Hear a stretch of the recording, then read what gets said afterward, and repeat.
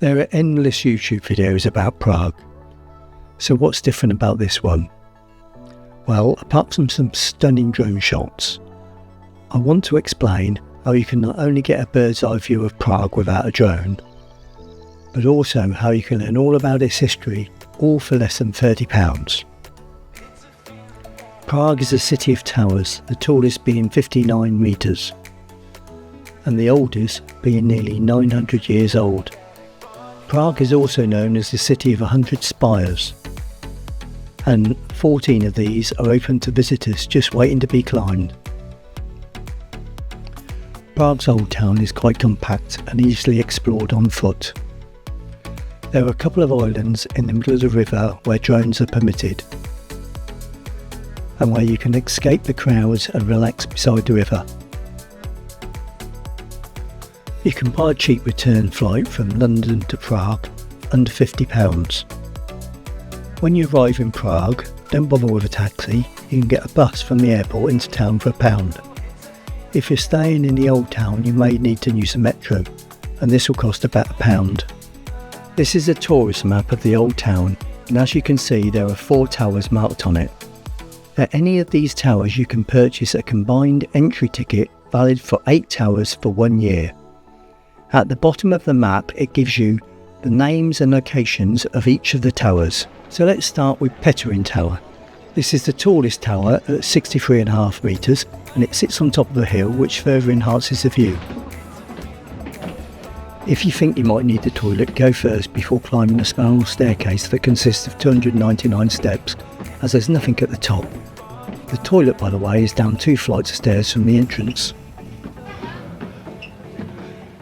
This spiral staircase gets tighter at the top and can make you feel a little bit dizzy.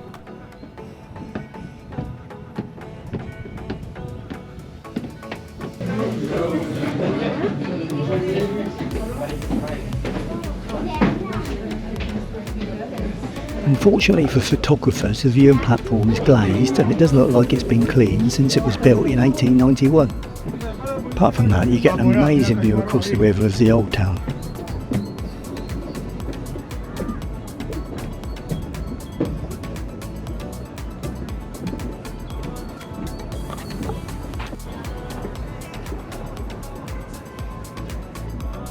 Here we are, Prague Castle.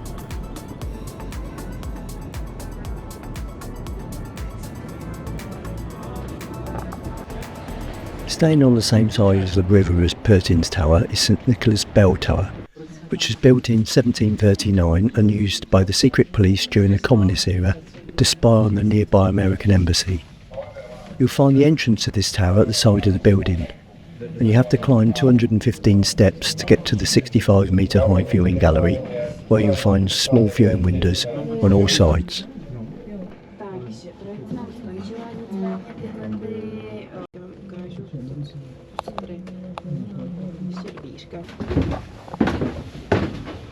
That step's really loose.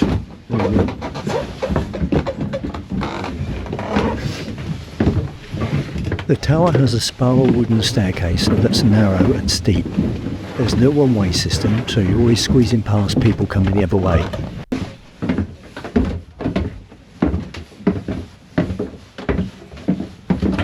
Around the halfway mark there's an outside viewing balcony that goes halfway around the tower, where you can get a much clearer view.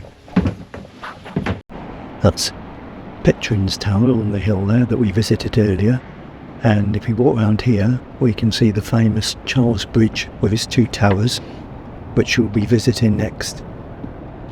There we go.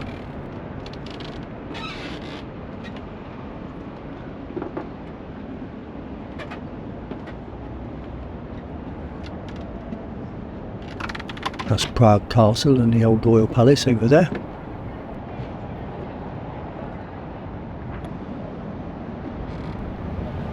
And here's a super view of Charles Bridge and the Lesser Tower, and we're heading next.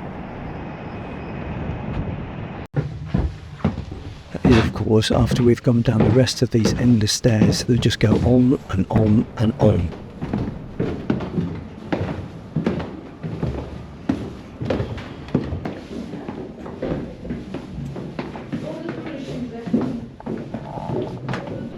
This is the lesser town bridge tower, which was built round about 1464.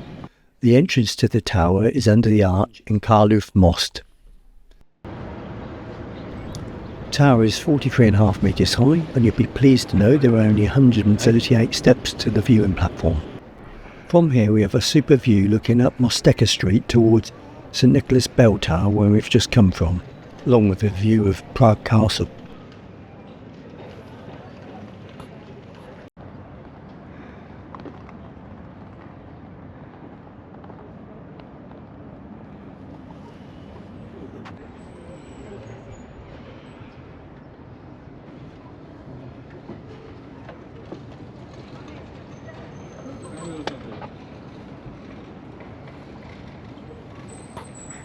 This side of the tower looks over the Charles Bridge, which is Prague's oldest bridge, built between 1357 and 1402. It joins the old town with the Malstrana neighbourhood. This bridge is one of Prague's main tourist attractions, and it gets really busy. I can't imagine what it would look like in the peak of summer.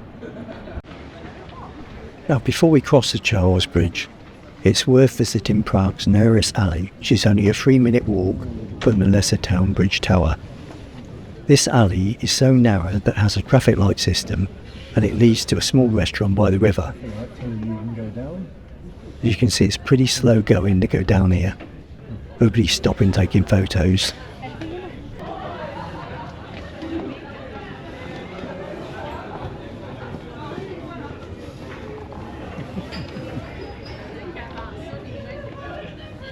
Restaurants sell really healthy food, otherwise their customers would never be able to leave.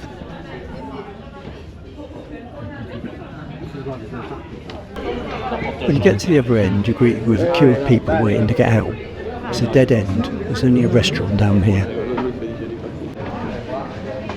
Everybody has to wait for the green light to get out. You get out by pressing this little red button here, and then when the light goes green you can exit.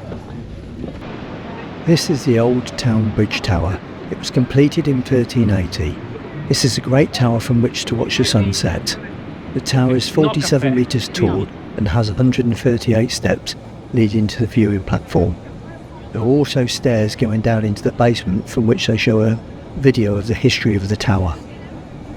On one side of the tower you have a super view across Charles Bridge with Petrin Tower high up on the hill there, St Nicholas Church in the middle, and Prague Castle on the right. While from the other side you look down on the Church of Salvador, which was built between 1578 and 1601. We had a peek inside the door of this church and it looked absolutely amazing. The building on the left is the Prague Beer Museum. The views from the side of the tower are not particularly interesting. Now, you're never going to get round all these towers in a day unless you're using taxis to get between them. Luckily, Prague has some excellent restaurants serving local dishes that you can wash down with some quality Czech beer before hanging out with all the stag and hen do's in the Irish bar or seeking out one of the many reasonably priced cellar bars. Alternatively, you could just stroll around the old town at night and soak up all the atmosphere. It's just as busy in the evening as it is in the daytime. My favourite place I visited on my tower ticket was the town hall. On its own, the entrance fee is £10. At the front of the town hall is the Astronomical Clock, which everybody comes to see, and I mean every man and his dog. Personally, from the outside, I don't see what all the fuss is about, although the clock was built in 1410. Not only does the clock show the day and time, but it also tracks the movement of the celestial bodies or planetary hours like the sun and the moon. I mean, how crazy is this?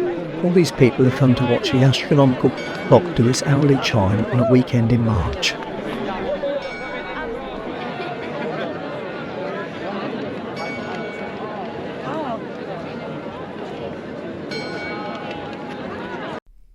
Anyway, with your tower ticket you can escape the crowds and see inside the astronomical clock and see the 12 apostles up close, along with the Klementinum Library, which holds 20,000 books and has stunning bookcases and ceiling.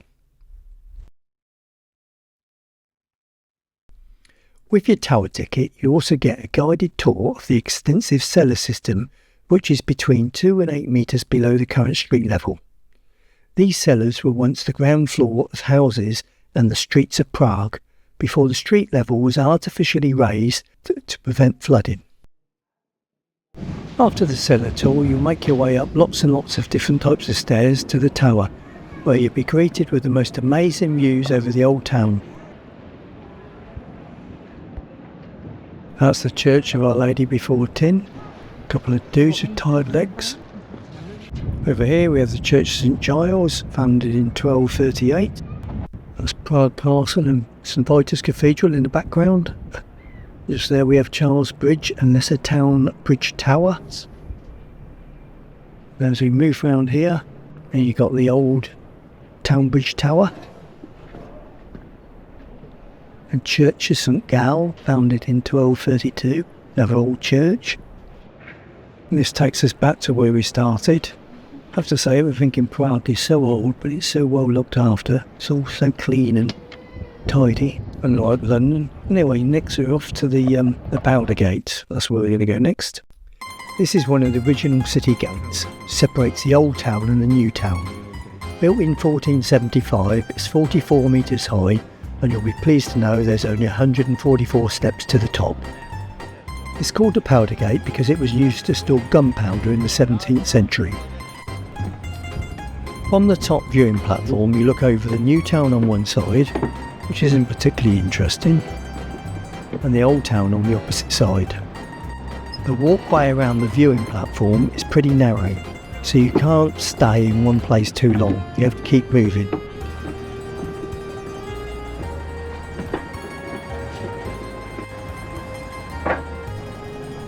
This is the old town, and we're looking at the back of the Church of Our Lady Before Tin, and to the left of that is the Astronomical Clock Tower that we were up earlier. To the right of the Church of Our Lady Before Tin, blimey, what a mouthful. To the right of Tin, there on the hill, is Prague Castle. This is the roof of the Municipal House, which is a beautiful civic building used as a concert venue. Down here we have a row of fake vintage cars for overpriced sightseeing trips. This road is called Selletnar, and it leads to the centre of the old town. I don't know what you can see, but the far end of it's pedestrianised. It takes you around the back of Tin. Like all the other towers, there's plenty of steep steps, and I think going down is more hazardous than going up. Yeah. Again, there's no one-way system, so you just hope you don't meet anybody coming the other way. Halfway up or halfway down, depending on which way you're going, there's this beautiful room with stained glass windows, followed by more steps whether you're going up or down, doesn't matter. I thoroughly enjoyed these towers, but they do require a degree of fitness, and they're certainly not for the salad dodgers. So if you fall in that category, you might want to opt for one of those overpriced fake vintage cars. Now, we never got around all the towers on our tower ticket. The new Watermill Tower was closed for renovation, and we walked right past Petrin's mirror maze at the top of the hill by Petrin Tower, and we couldn't be bothered to walk all the way back up there. But overall, the tower ticket was well worth it. Another place we visited was Vyšehrad, the Basilica of St. Peter and Paul. Founded in 1070, this church was rebuilt after a fire in 1249 in a Gothic and later Neo-Gothic style. It overlooks a river in central Prague. It costs £1 to get here on the metro from the old town. One of the main reasons I came here was for the super views you get from the cliff top overlooking the river and the road below. From here you can also see numerous bridges across the river, with Petrin's Tower and Prague Castle in the background. A 3-night stay in Prague starts from around £65 for a budget hotel or £240 for a 5-star hotel in the spring or autumn. The advantage of visiting Prague in the spring or the autumn is there are less rowdy stag and hen do's than there are in the summer months, and all the attractions will be less crowded. We stayed in the 4-star Ambassador Hotel, which is in the old town. It was surrounded by bars and restaurants and made an excellent base. Whilst the Irish bar charges a premium for drinks, some of the out-of-way cellar bars in the old towns sell half a litre of beer for less than £1 and shots for 80p.